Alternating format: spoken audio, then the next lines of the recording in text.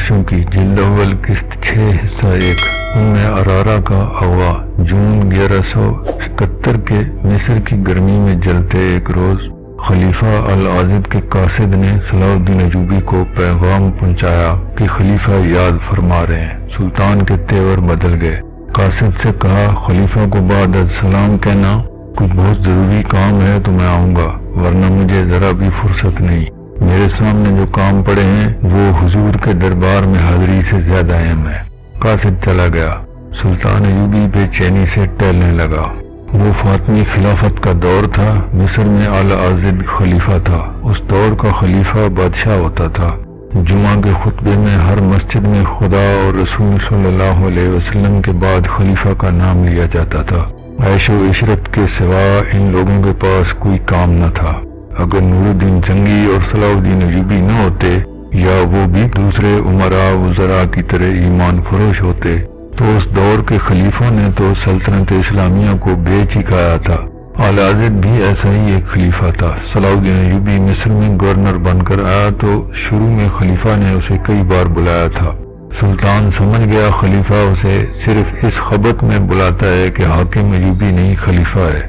وہ سلطان ایوبی کا احترام کرتا، اسے اپنے ساتھ بٹھاتا، مگر اس کا انداز شاہانہ اور لب و لہجہ آمرانہ ہوتا۔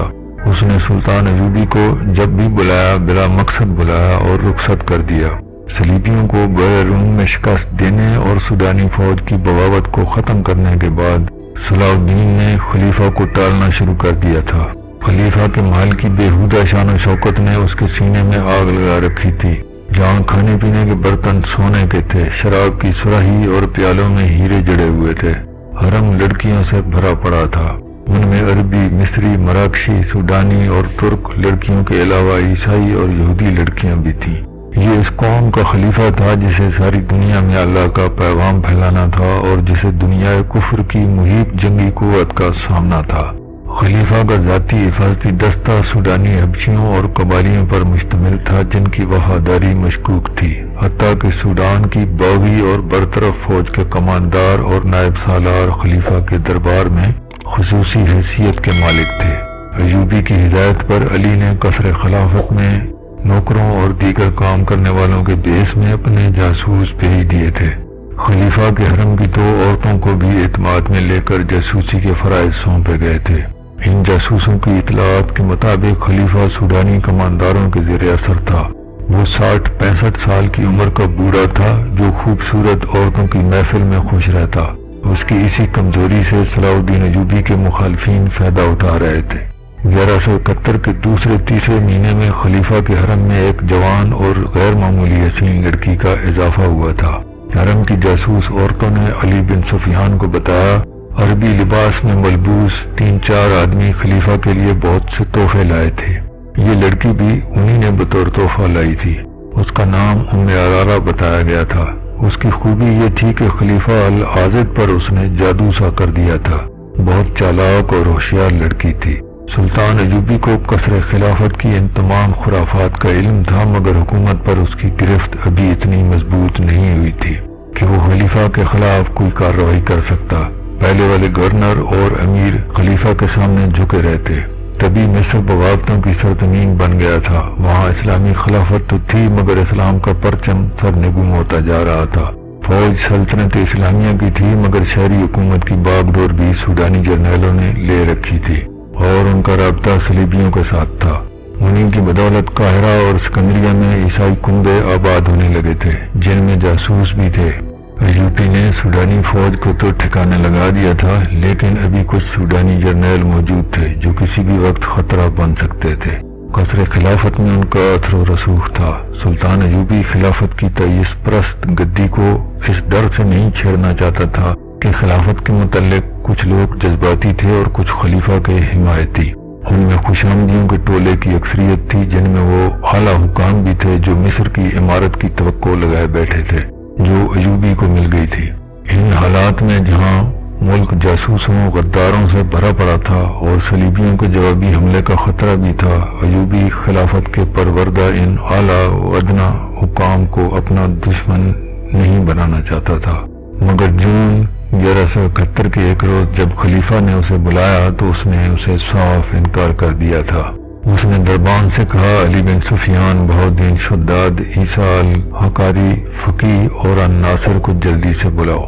یہ چاروں سلطان ایوبی کے خصوصی مشیر اور معتمد تھے۔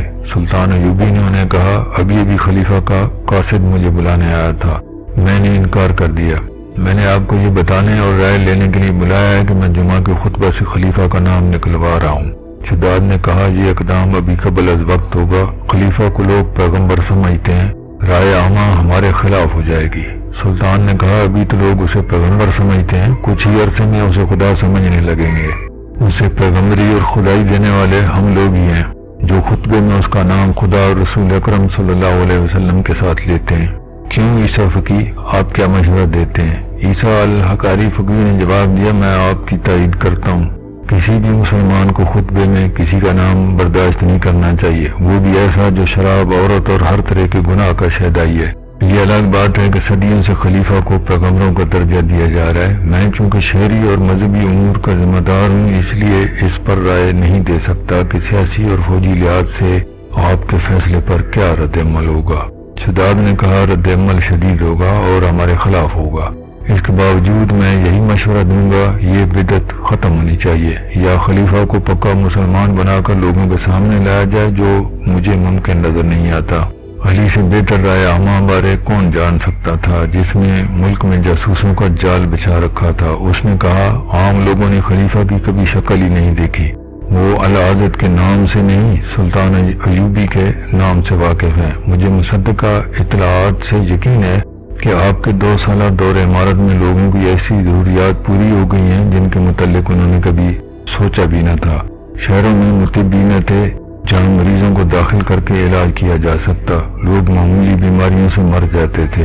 ہم نے سرکاری مطب کھول دیے، درس گاہیں کھولیں، تاجروں دکانداروں کی لوٹ کسوٹ ختم کی، جرائم بھی کم ہو گئے، لوگ اپنی مشکلات آپ تک براہ راست پہنچا سکتے ہیں۔ آپ سے پہلے یہاں لوگ سرکاری اہلکاروں اور فوجیوں سے خوف زدہ رہتے تھے، آپ نے انہیں ان کے حقوق بتائے اور دیے بھی، وہ اپنے آپ کو ملک و ملت کا حصہ سمجھنے لگے ہیں۔ خلافت سے انہیں بے انصافی اور بے رحمی کے سوا کچھ ملا ہی نہیں تھا۔ آپ کی عمارت نے انہیں عدل و انصاف اور وقار دیا ہے۔ میں وثوق سے کہہ سکتا ہوں، قوم خلافت کی بجائے عمارت کے فیصلے کو قبول کرے گی۔ ایوبی نے کہا، میں یہ سب کچھ قوم کو دے پایا یا نہیں، مگر میں قوم پر ایک انتہائی بیہودہ روایت مسلط نہیں دیکھنا چاہتا۔ میں قوم کو کفر و شرک نہیں دینا چاہتا۔ ضروری ہو گیا ہے کہ اس روایت کو توڑ کر ماضی کے کوڑے دان میں پھینک دیا جائے جو مذہب کا حصہ بن گئی ہے۔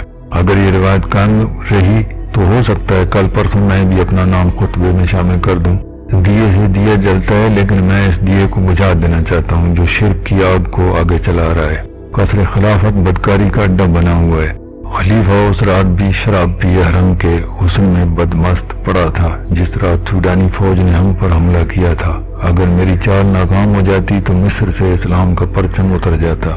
جب اللہ کے سپاہی شہید ہو رہے تھے اس وقت بھی خلیفہ شراب میں دھت تھا۔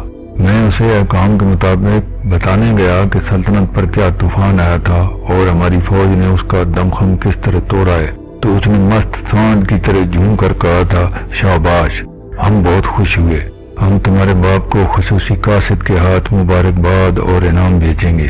میں نے اسے کہا، یا خلیفۃ المسلمین، میں نے اپنا فرض ادا کیا ہے، اپنے باپ کی خوشنودی کے لیے نہیں، اللہ اور اس کے رسول صلی اللہ علیہ وسلم کی خوشنودی کے لیے ادا کیا ہے۔ پھر اس بوڑھے نے کہا، صلاح الدین، تم ابھی بچے ہو مگر کام تم نے بڑا والا کر دکھایا ہے۔ وہ میرے ساتھ ایسے بات کر رہا تھا جیسے وہ مجھے اپنا غلام اور اپنے حکم کا پابند سمجھتا ہے۔ یہ بے دین انسان قومی خزانے کے لیے سفید ہاتھی بنا ہوا ہے۔ سلطان ایوبی نے ایک خط نکال کر سب کو دکھایا اور کہا، 6-7 دن ہوئے نور الدین جنگی نے مجھے یہ پیغام بھیجا ہے، لکھا ہے خلافت 3 حصوں میں بٹ گئی ہے۔